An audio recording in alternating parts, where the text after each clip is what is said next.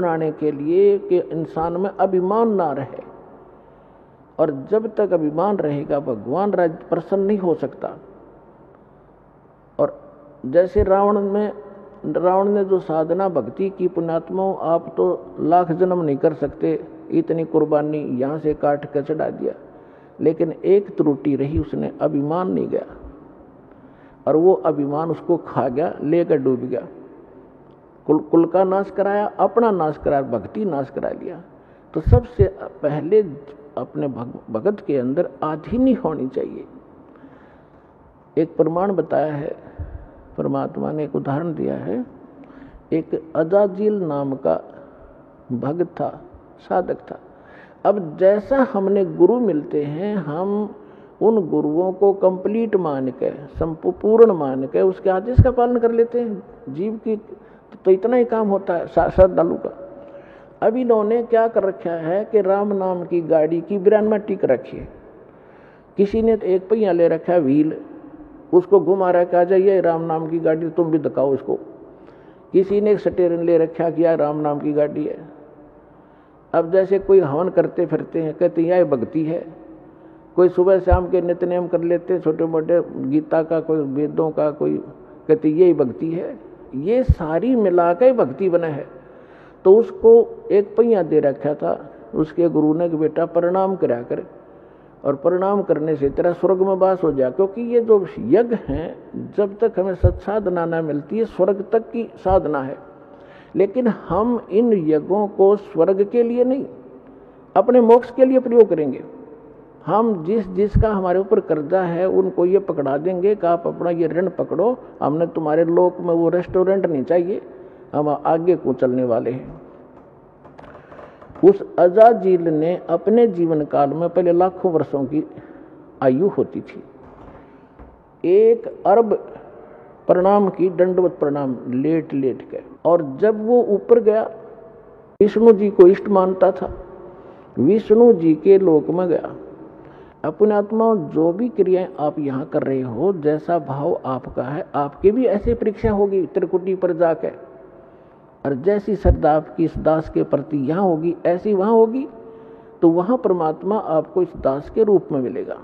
तो अजाजील नाम का वो श्रद्धालु जब प्रणाम करता था, प्रणाम यज्ञ किया करता था, उसमें इतनी भक्ति, उस स्तर की जो स्वर्ग तक जाने की और वहाँ पर पद पोस्ट पाने की, इस प्रणाम यज्ञ से इतना संग्रह हो गया उसकी भक्ति कि विष्णु जी के लोक में जब गया तो विष्णु जी ने कहा कि भाई बहुत ज़्यादा भक्ति की तूने, यानी बहुत अच्छी साधना की बच्चा, साधना के अंदर ये सारा कुछ आ जाता है। तो उसने कहा जी हाँ, साधना खूब की, 11 अरब बंदगी कर रखी मैंने। तो विष्णु जी ने कहा कि अभी तेरे अंदर तो बड़ी सिद्धि भी आ गई है।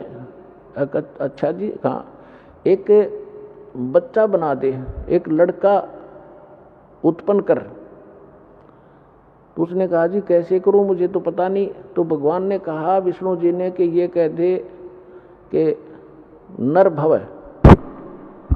उसने ऐसे कह दिया नर भव। एक जवान लड़का सामने खड़ा हो गया। तो भगवान विष्णु ने कहा कि ये तेरे वचन से उत्पन्न है और ये तेरा पुत्र हो गया, वचन का पुत्र हो गया।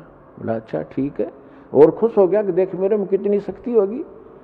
जैसे हम सुना करते थे कि वाल्मीकि जी ने, जब सीता गर्भवती थी सीता जी, और वो निकाल दी थी भगवान रामचंद्र जी ने, वाल्मीकि जी के आश्रम में गई थी, और वाल्मीकि जी, उसके एक लड़का उत्पन्न हुआ था, लव, उसका नाम रख दिया। फिर काफ़ी लंबी कहानी तो आपने सब ने पता है। फिर वाल्मीकि जी ने एक लड़का कुश से बना दिया था अपने वचन से। आज के युग में तो ये लोग मानने को तैयार नहीं, क्योंकि साइंस खा गई इनके बुद्धि ने, अध्यात्म वाली बुद्धि ने, लेकिन वो सही था। अब वो जितनी बैटरी चार्ज की थी वो उतना थोड़ा बहुत कर सकते हैं। तो उसे भगवान या मोक्ष, भगवान नहीं बन गए वो, और मोक्ष नहीं हुआ उनका। तो वहाँ जब वो लड़का हुआ तो बड़ा खुश हुआ कि स्वर्ग में मेरा एक पुत्र हो गया, यहाँ इसके साथ रहा करूँगा।